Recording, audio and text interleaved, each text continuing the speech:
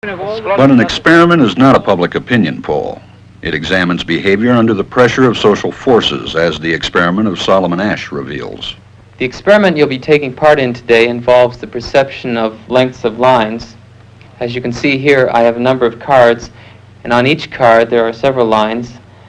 Your task is a very simple one. You're to look at the line on the left and determine which of the three lines on the right is equal to it in length. All right, we'll proceed in this order. You'll give your answer. Only one of the people in the group is a real subject, the fifth person with the white T-shirt.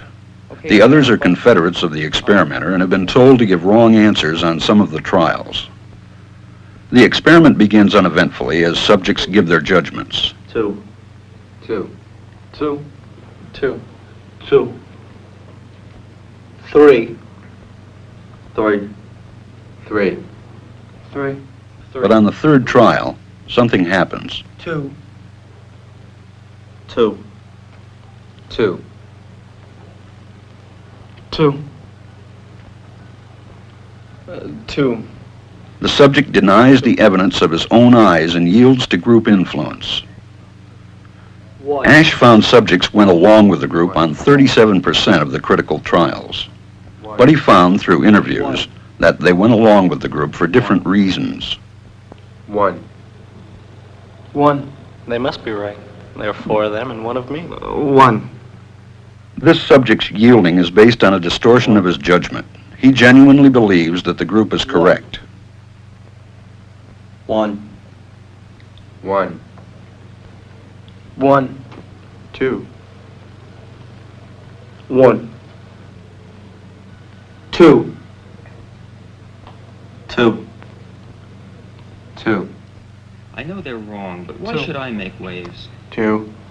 In this case, the subject knows he is right, but goes along to avoid the discomfort of disagreeing with the group. Here, the distortion is at the level of his response. Two. Two. Two. Two. In the previous experiment, the naive subject stood alone against the group. In this variation, Asch gave the naive subject a partner, here seated in the third position, who also gives the correct response. One. One. Two. One. Two. With a partner, yielding drops to only 5% of the critical trials compared to 37% without a partner. Although subjects report warmth and good feeling toward the partner, they typically deny that he played a role in their own independence.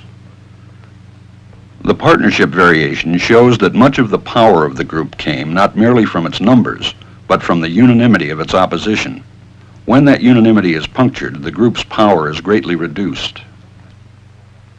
Sometimes we go along with the group because what they say convinces us they are right.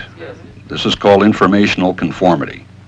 But sometimes we conform because we are apprehensive that the group will disapprove if we are deviant. This is called normative conformity. The strength of the normative factor is shown in another variation carried out by Asch. In this variation, the subject is told that because he had arrived late, he would have to write his answers. Subjects in this private response experiment are exposed to the same amount of misleading information as other subjects, but they are immune from any possible criticism by the group. One. One. One. And this enormously reduces the pressure to conform. Conformity drops by 2/3.